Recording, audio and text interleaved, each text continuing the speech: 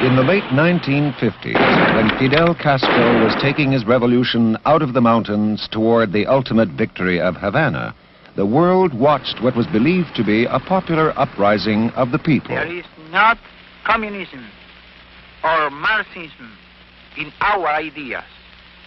Our political philosophy is representative democracy and social justice in a well-planned economy.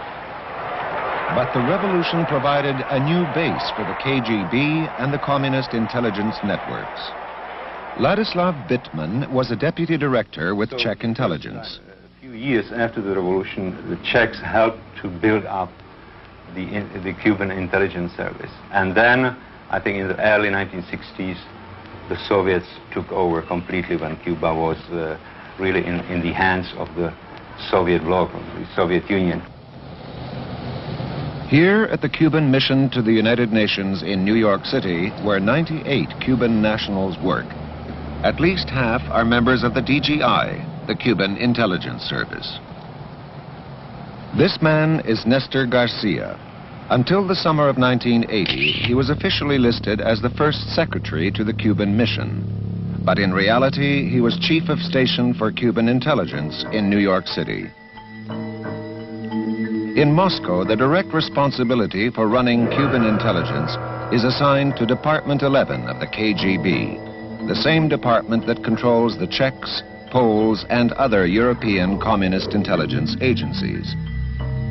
Since the late 1960s, Soviet KGB officers living in Havana have directly run the operation of Cuban intelligence.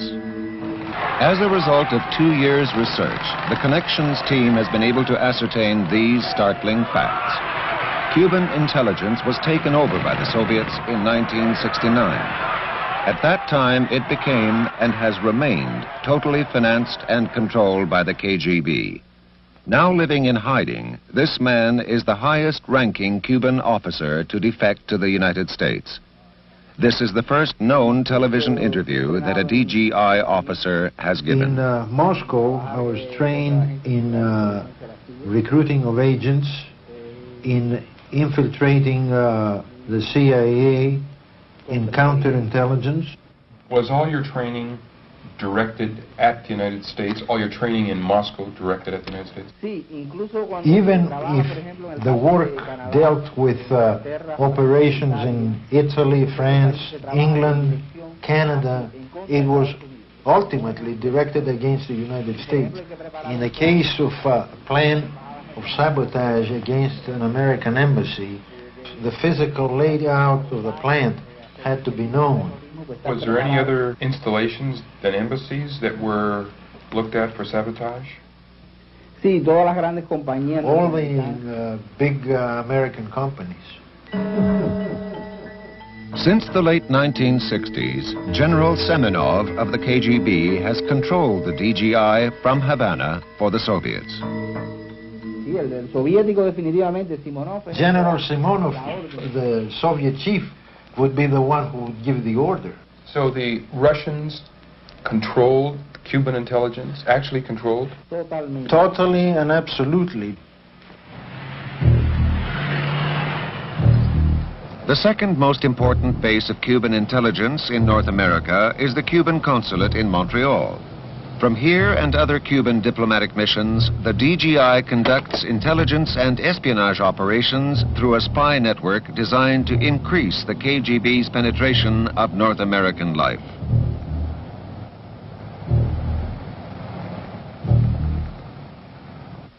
You saw the files of these people in Havana, correct? Yes, I know many. Were they working, for instance, trying to get defense secrets from America? Yes, definitely so. What else? ¿Qué otra cosa? Political information, economic information, leftist movements in the United States, on the blacks. Industrial plants of the United States, like power plants and so on and so forth. Why would they be interested in power plants? This information is necessary to the Soviets. This former DGI officer was shown the official list of the 12 Cubans stationed in Washington at the Cuban Interest Section. How many on that list do you know as being in intelligence? Four. There are 4 on that list. Certainly, certainly. Have you ever heard of a Mr. Ricardo Escartin? Sí, es oficial de inteligencia. He's an intelligence officer. How about Mr. Juan Carbonell? Juan Carbonell es otro oficial de inteligencia. Juan Carbonell is another intelligence officer who was in Jamaica. Jeju Arbolea? También. Also. Mr. Martinez? Sí, ese es otro oficial de inteligencia. Yes, this is another officer of the DGI. 6 months after this interview, Ricardo Escartin was expelled from the U.S. for espionage activities. But the other DGI officers, Carbonell, Arbolea, and Martinez, are still operating in Washington. In the mid-1960s, the black ghettos of America erupted in flames and violence in an apparently spontaneous protest. The riots did not need instigation by outside elements, yet once the conditions were ripe, revolutionaries of the left moved in, funded and supported by the Cuban DGI. One such revolutionary was Philip Luce. What was the nature of your meeting with Fidel Castro? Our nature, first of all, was we met a number of times, but our first meeting dealt with what the group would do in Cuba. Secondly was what we could do in the United States once we returned, and third of all, we received over $20,000 to bring back to the United States. The next year, we were engaged in tremendous riots in New York City, which then spread to Cleveland, to Los Angeles, to other areas. Agitation at that juncture was vital, not only to our cause, but to the cause of the Cubans. We trained people in the use of weapons. We also trained people on how to stand on top of their tenement buildings and throw down garbage cans filled with bricks. We also taught them how to make Molotov cocktails. As a matter of fact, the Cubans at that time said to us, "Your revolution is your own revolution." But while we were in Cuba, they gave us money to bring back to the United States to be utilized in terrorist activities. They also invited us to the embassy, wherein they gave us money to send young Americans to Cuba who were later trained in terrorist activities. We went to the Cuban embassy on a number of occasions to get funding.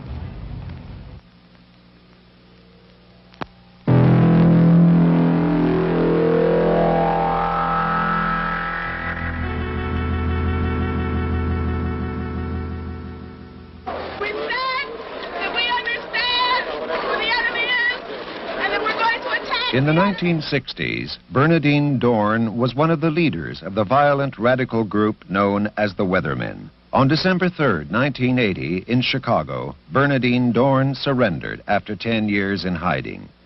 With her was another Weatherman, Bill Ayers, with whom she had been living. They held a press conference and stated their continued commitment to radical change. Resistance by every means necessary is happening and will continue to happen within the United States as well as around the world. And I remain committed to the struggle ahead. The man with Bernardine Dohrn, Bill Ayers, was one of the key members of the Weathermen during the 1960s. A man who knew Ayers well during those years was Larry Grathwohl, a former member of the Weather Underground, which had developed close ties with the Cubans. Well, when the Cubans viewed the revolutionary struggle in the United States, they recognized the fact that the left as it existed in 69 and 70 was not capable of overthrowing the government by itself. Consequently, they had hoped that the group itself would be able to attack the system from within and provide assistance to the international movement, the international communist revolution. As a weatherman, if I became cut off from the main body of the organization, the Weather Underground organization, I could make contact or reestablish contact by going to the Cuban embassy in Mexico or Canada and asking to, as an example, I wanted to get in touch with Bernardine Delgado. That was the code word, Delgado. And I would tell them that I'm Larry Delgado and I can be reached at such and such a phone number or at such and such an address, and the Cubans would make the connection and put me back in contact with the How do you know weatherman. this? I don't How do you know this information? The old Bill Ayers gave me those instructions in, it was either February or March of 1970 in Detroit. The Cuban DGI is organized into 7 departments and subdivided into geographic sections, the largest one being the United States section. It controls North American operations, including the UN, diplomatic posts, and radical groups. During the 1970s, hundreds of young Americans circumvented U.S. travel regulations to go to Cuba to harvest sugarcane and experience the Cuban Revolution firsthand. As a cover for the recruitment of the weathermen, the DGI organized the Venceremos Brigades. The organizers, tour guides, and hosts were officers of the DGI who used the occasion to train young American radicals. Cuban intelligence was well prepared for the Venceremos Brigades when they arrived. Every time that a Venceremos Brigade contingent arrived in Cuba, all the operational of the DGI had to drop what they were doing and go to work on the Venceremos Brigade. We had to investigate, collect background to see who could be recruited, what information could be obtained. Do you know of young Americans who were recruited in the brigade to work for the Cuban intelligence who came back to America and were secretly working for the Cubans? Sí, y están trabajando. Yes, and they are still working. Still working for the Cubans in America? Sí, definitivamente. Yes, definitely. The brigade was established with the sole purpose of providing a cover for the weathermen to get their people to Cuba for training. And that's why it existed. As a matter of fact, when our people came back off the first Venceremos Brigade in I think it was February of 1970, the criticism that the Cubans had made about the Venceremos Brigade indicated that the majority of people being sent there they felt were useless. They really weren't helping them harvest sugarcane. But that it was justified in the sense that here was a means to train and politicize weathermen contacts and weathermen. Cuba somehow had the ability to bring out in young people at that time the feeling of communism with a mambo beat, or somehow that what was happening in Cuba was totally different than what was happening anyplace else in the world. This was the main reason of the interest showed by the Russians in trying to control the DGI, because the Cubans could work far more easily than the Soviets. Weren't the weather people aware that they were being used by the Soviets in some way? No, they view the Cubans as being the vanguard of the international communist revolution. Now, the vanguard essentially means that the Cubans are at the very tip of the spear. They're the leadership. The Russians are being used by the Cubans. Now, this is the weatherman's rationalization of this interaction between the Soviets and the Cubans.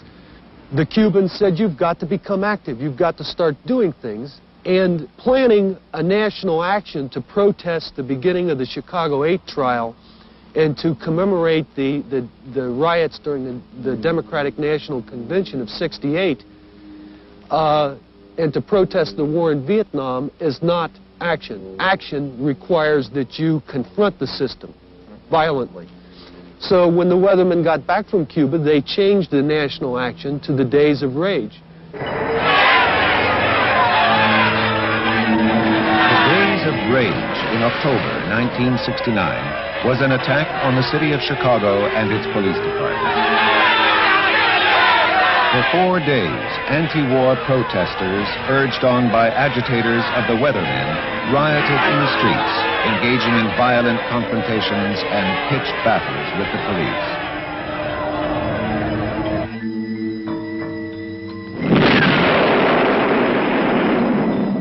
Quebec during the 1960s was rocked by terrorist bombings and confrontations between the police and French-Canadian separatist demonstrators supporting the FLQ. DGI contacts within revolutionary organizations like the FLQ had built an international terrorist ring. It was late March or early April of 1970. I was in Buffalo, New York. The FOCO there consisted of 5 people. Bill Ayers and Naomi Jaffe were 2 of those people. Bill and Naomi left and went to Canada. Where at in Canada, I don't know, to meet with members of the Quebec Liberation Front with the objective of establishing closer ties with them and cooperating in actions, if possible, on both sides of the border. And they also received, it was either $2,000 or $3,000 from the Quebec Liberation Front that had been sent from Cuba for the Weathermen.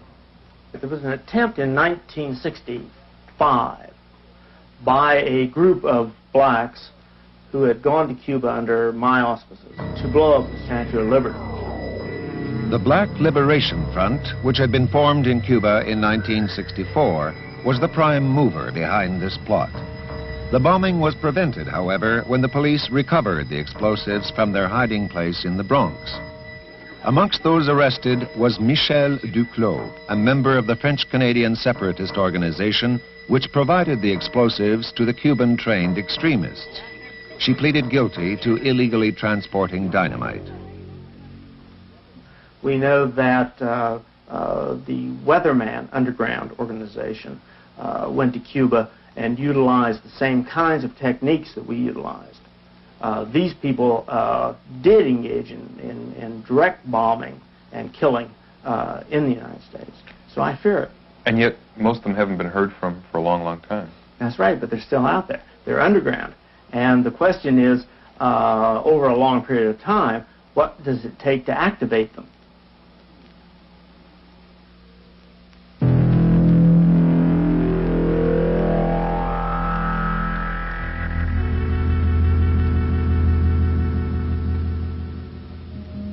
In the 1950s, an obscure, unassuming photographer lived alone in Brooklyn, operating his business from a storefront. Rudolf Abel attracted little attention until it was revealed he headed a Soviet spy ring operating in America.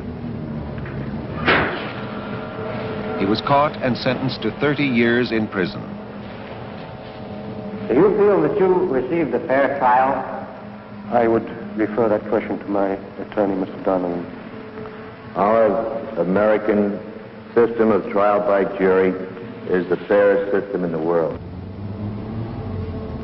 In the world of espionage, Abel was known as an illegal, a spy who lives under an assumed name and is controlled by Department S of the KGB. It is Department S that selects the agents who quietly blend into the societies of other nations and lead seemingly normal lives, while secretly carrying out orders passed to them from Moscow.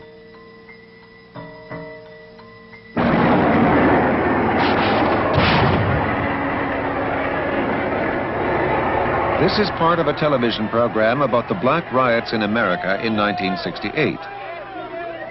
It was produced by the Canadian Broadcasting Corporation. The end credits are interesting in that the sound man on the film crew, Rudy Herman, was a KGB illegal. He was Colonel Rudolf Herman, whose cover story bears many similarities to that of Colonel Abel. Both men entered the U.S. through Canada, and both pursued careers in the film industry. Rudolf Herman went first to Toronto, where he lived quietly with his family in a small house on Sutherland Avenue. He was ordered to take a job with the Canadian Broadcasting Corporation. In 1969, Colonel Herman was ordered by Moscow to move from Toronto to New York and set up as a photographer while he organized his network of espionage in the United States. His appearance has been disguised and his voice electronically altered. Oh yes, for the past 25 years I was getting every weekend on 2 days a radio transmission.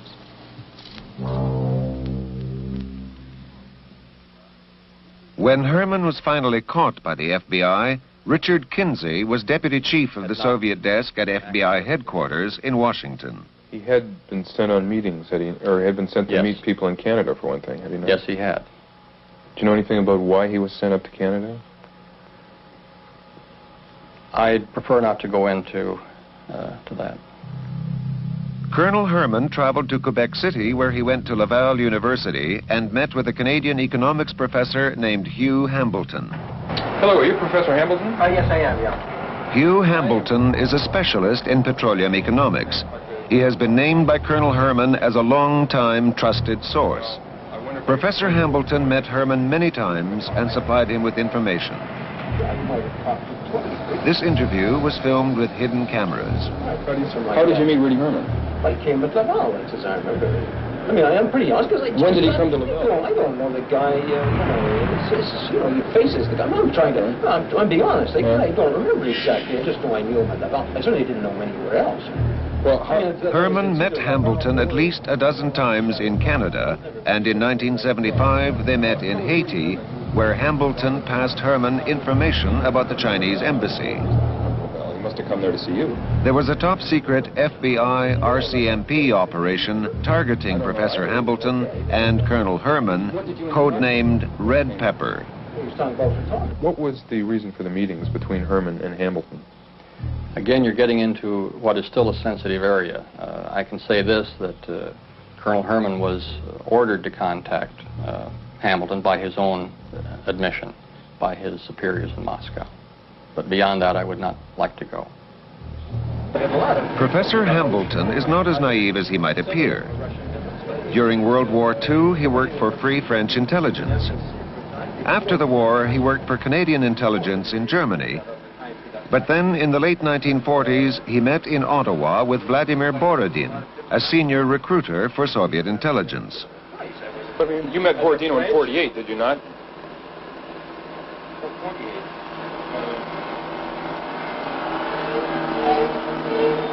Maybe it's possible. I guess so. From 1956 to 1961, Hambleton had top-secret security clearance when he worked for NATO in Paris. Professor Hambleton has also made 2 trips to Cuba. He met with a leading Cuban intelligence officer, Ricardo Escartin, who has recently been expelled from the United States for espionage activities. In 1975, he made a trip to Moscow. How come you went to the Soviet Union? I didn't go. But you didn't go to the Soviet Union at all? What information? Later, he confessed to making a 10 to 12-day trip to the Soviet Union in 1975, where, in his own words, he was under considerable pressure from the KGB. Subsequently, the RCMP raided Hambleton's Ottawa residence and seized a shortwave radio and code books. Professor Hambleton was just one of Colonel Herman's contacts. Herman has provided the FBI with significant leads on Soviet agents operating in North America. His espionage activities were of the utmost importance. My job would be without any importance. I would definitely not spend such a long time in the United States. And besides, during my years of service, I was several times promoted. Now Colonel Herman is somewhere in hiding in the United States, an illegal who came to the surface. Carlo Tuomi is another example of an illegal sent to America by Moscow. You were known as an illegal. What exactly is an illegal? Illegal is a foreign agent who enters the country with forged documents and establishes himself as a citizen of that country. Little by little acquires all the documentation, the driver's license, birth certificates, credit cards, and so on. Finds a job, gets all the credentials and all the background, future references as a bona fide citizen of that country. For instance, in this case... That's what happened to you, right? That's right. And you got all this from Moscow when you were trained as a spy at a spy school in Moscow? That's right. That's right. That was a major part of my schooling. In case of North America, Canada, and the United States, what is much more dangerous are the so-called illegals who are smuggled into these countries. That is, people who come here under a new identity, and they live as citizens of these countries, and they would start operating really in case of war between the Soviet Union and the United States, for example, or in the time of of a very serious crisis when, for example, the diplomatic relations would be broken.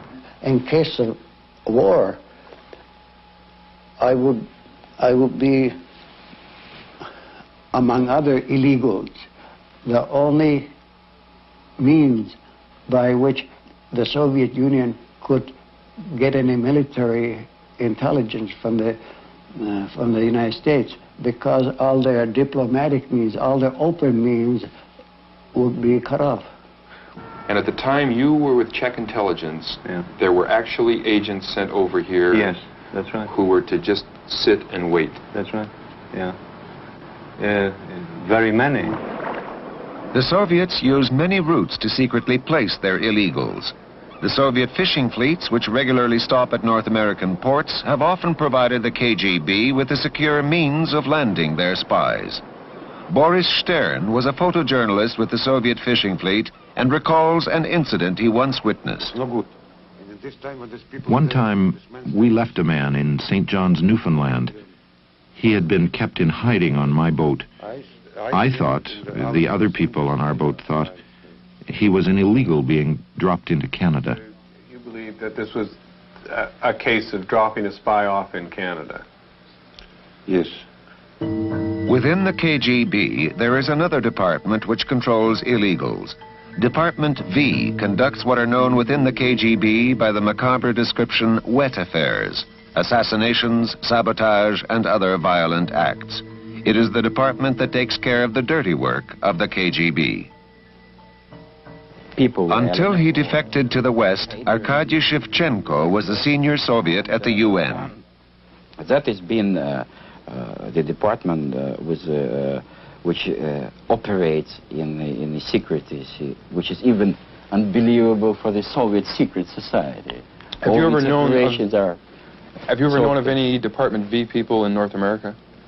Yes, it was in New York, in the Soviet mission in New York in the middle of the 60s, and one of my friends who happened also to be working with the KGB, he told me, look, you know, this man looks so quiet, calm, and even respectable as someone. If you look at him, you would never believe that what he is really doing, and to what branch or to what department of the KGB he himself belonged. That is the most sinister thing in the world, which he is doing.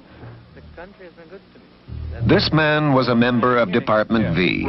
He was trained in Moscow and sent to Canada, where explosives had already been hidden for his use. Well, then fine, let's do an interview. Okay, well... He refused to be interviewed.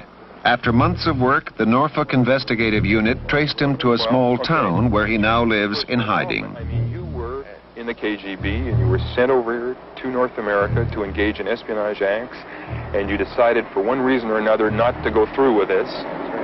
And, however... Sabotka was sent to Edmonton in Western Canada, where he spent 4 years working and acquiring all the credentials of a normal Canadian citizen. In 1965, the call came from Moscow. He was ordered to go to a Toronto suburb and observe a house and its occupants.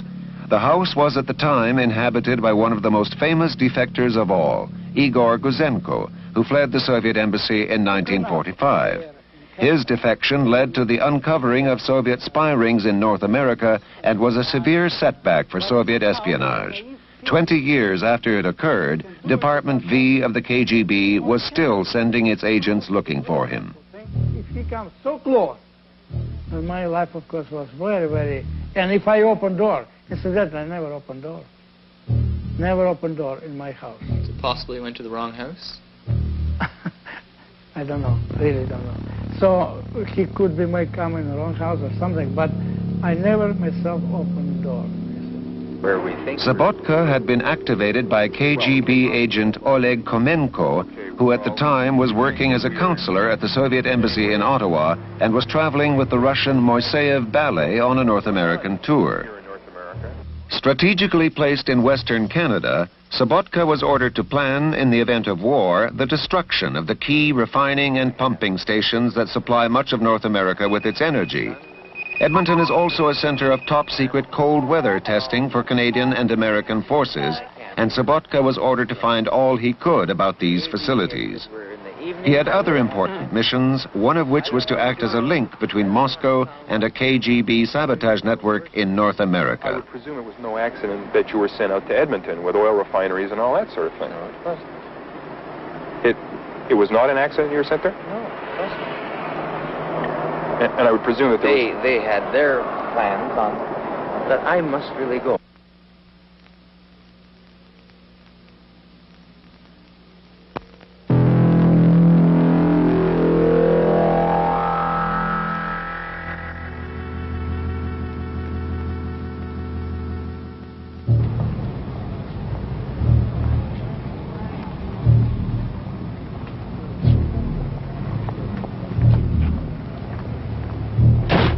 This house off Massachusetts Avenue in Washington, D.C. is an office of the Soviet military attachés.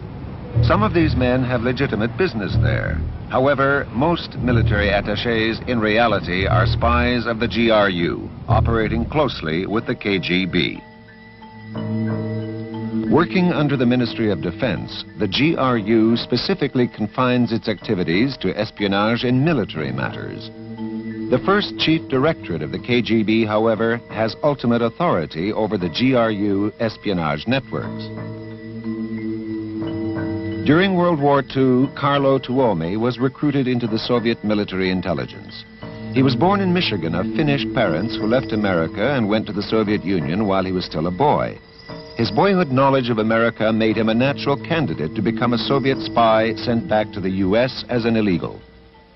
I was trained to collect military information about the United States Armed Forces with special emphasis on naval affairs and shipment of arms, locations of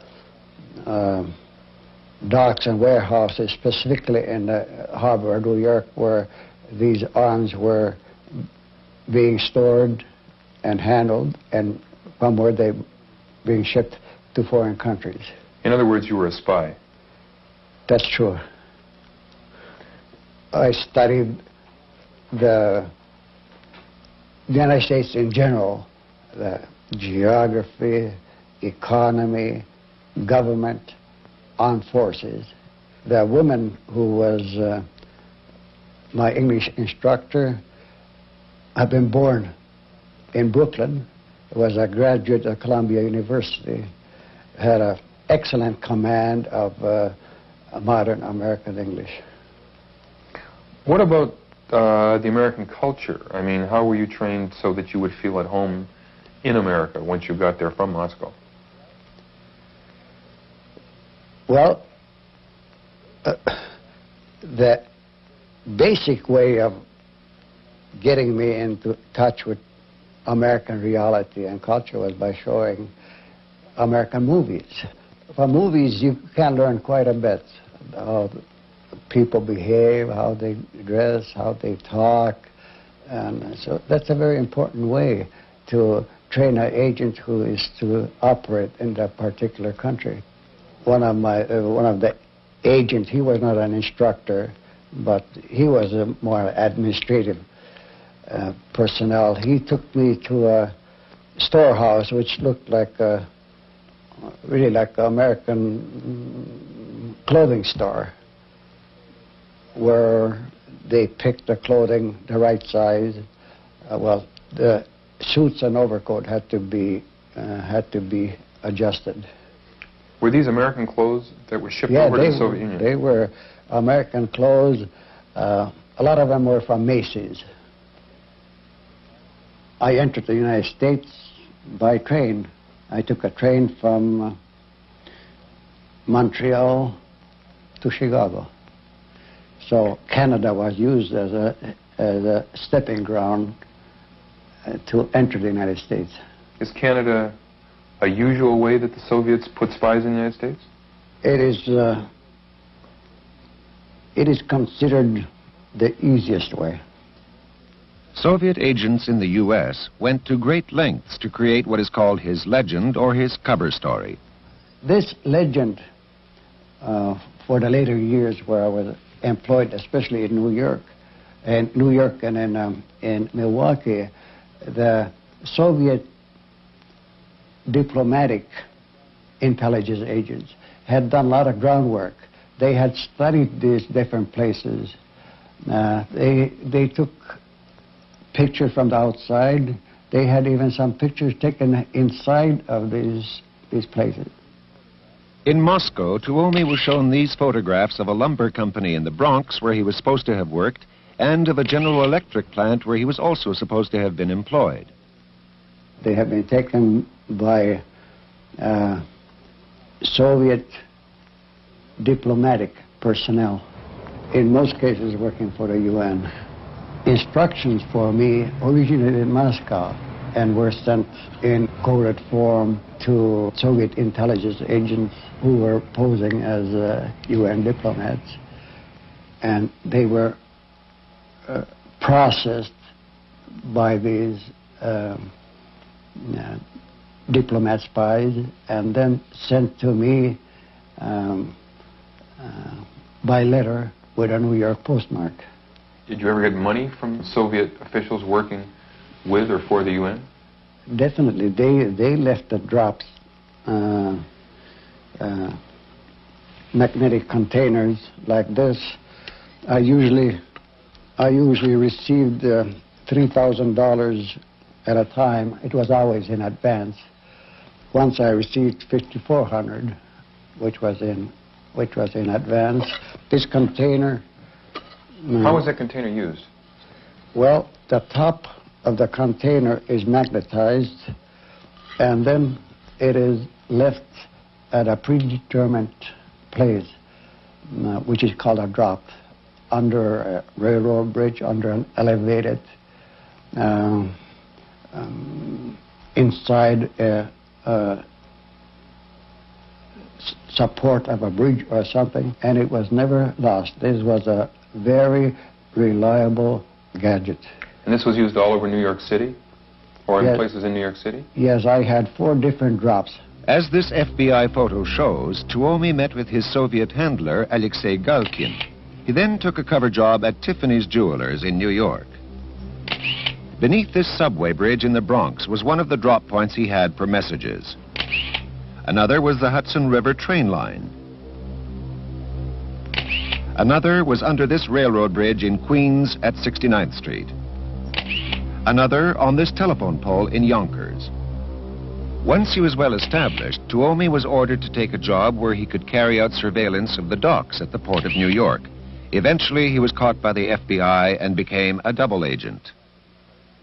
When you were caught by the FBI, did you try to signal your Soviet handlers at the UN or in Moscow that you had been caught?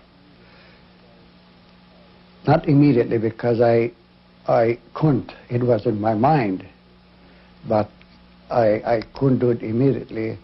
I did send a signal to the center, which is Soviet intelligence, military intelligence headquarters in Moscow. I sent a signal 3 months after I had been caught by the FBI. How did you send the signal? What means? I sent the signal by inserting it in a message which I wrote under the control of the FBI. But I got away from the FBI agents for a few minutes to write that message using the washroom. And was this a hidden writing technique that you used? Yes, I had an extra sheet of chemically treated paper, which was used for secret writing, and I used that in the washroom. There was an internal struggle inside of me. I was torn apart. I was pro-Soviet. I believed in a Soviet system. And here I was working for the FBI, the enemy of my country. I just couldn't live with the idea of betraying the Soviet Union. Are you still pro-Soviet? Oh, definitely not. So what changed you? I don't understand how you've changed, or why you've changed. That's a very long process, something that doesn't happen overnight. This is the KGB Blue Book, where Tuomi is listed under his Soviet name. In it, he is named as an enemy of the fatherland. But even a spy caught and turned finds it difficult to be parted from his country. Because of the family. Your family that you had over in the Soviet Union? Yes, I had a wife and I had 3 children. Otherwise, coming back to the United States, that's the greatest thing that ever happened to me. Have you ever heard from your former wife or your children? No, I haven't heard from them since 1963.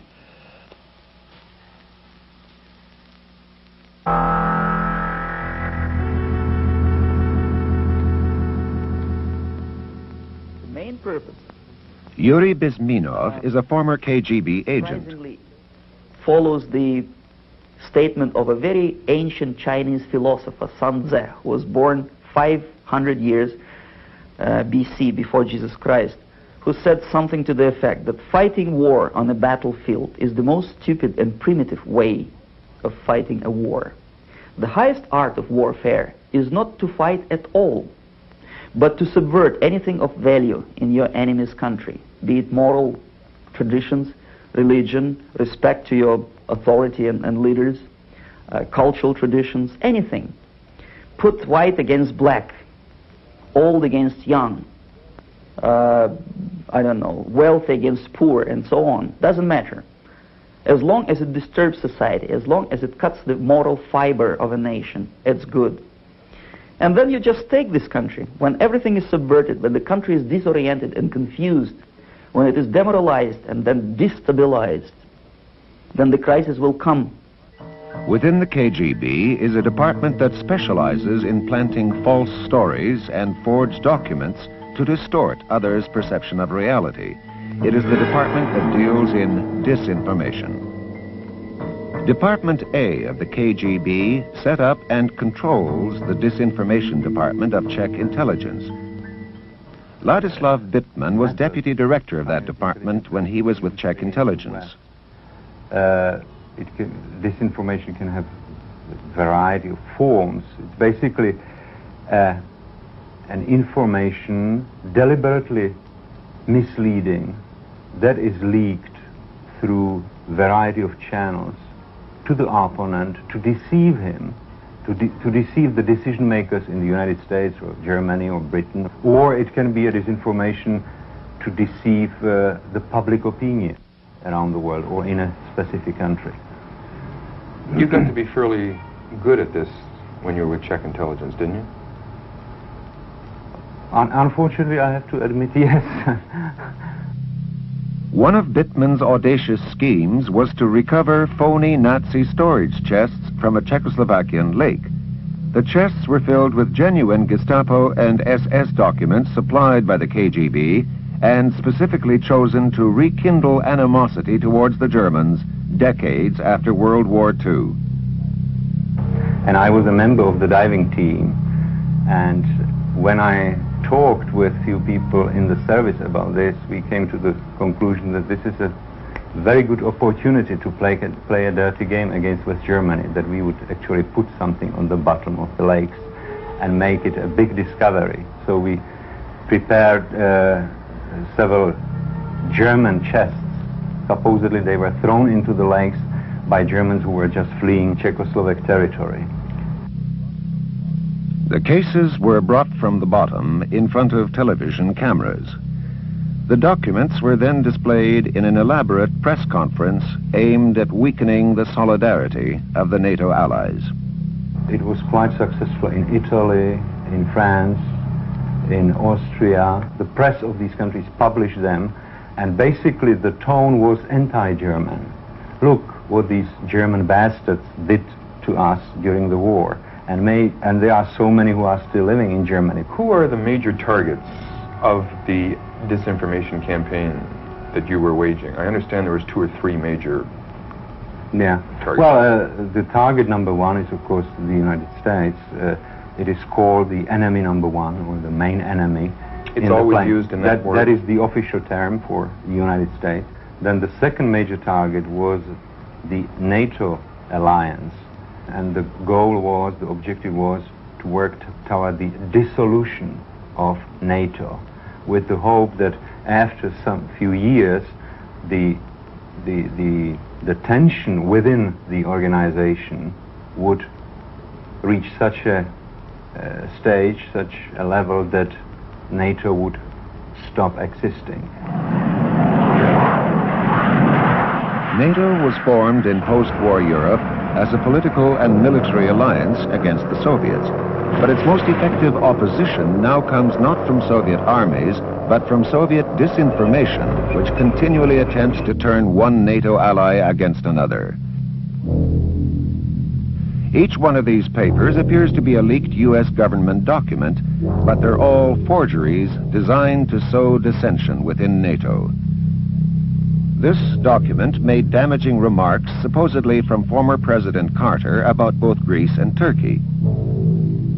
This is a phony intelligence report on European left-wingers. This is a forged NATO document claiming to devise ways of getting support for the neutron bomb. A forged confidential State Department memo advocating economic espionage by America on her own allies.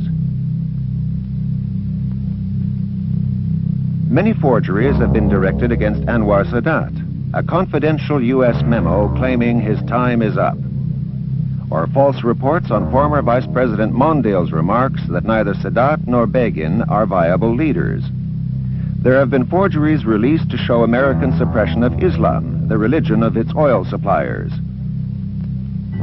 Yet perhaps the most successful Soviet disinformation attack was on the KGB's main competition, the CIA. It began with an agreement in the mid-60s between the East German and Czech intelligence services. The two disinformation departments, again under the supervision of the Soviets, decided to start a long-term operation against the CIA, making life as hard as possible for CIA. That is to label many American diplomats, politicians, cultural representatives abroad as CIA agents and paralyze their positions. Specifically in 1966, the first major operation was to prepare a book which is called Who is Who in CIA. The book, Who's Who in CIA, was the beginning of the exposés that seriously undermined American intelligence capabilities for almost a decade. So powerful was the impact of this book that its imitators, like Philip Agee's Covert Action Information Bulletin, frequently refer to it as source material, as do other major news sources. It was used as a source in this ABC nightly news television broadcast in November 1980, claiming that the Reverend Jim Jones had a secret CIA associate before the Guyana massacre. This man, Richard Dwyer, is the focal point of many of the questions surrounding the possible CIA involvement at Jonestown. He's a career diplomat who served in sensitive posts throughout the Mideast. 2 years ago, he was the deputy mission chief in Guyana. He is listed as a CIA agent in a publication that for years has specialized in such allegations. The CIA denies the accusation. But it was Ladislav Bittman who was one of the real authors of Who's Who in CIA. And although it was not published under his name, the book received exactly the attention he hoped it would. shortly after coming to the United States, I found this book in many bookstores. I have it at home. And for example, it was quoted by the Covert Action Bulletin, or is this AG's group, the group? Yes, that's right. It's one of the major sources of information about CIA man.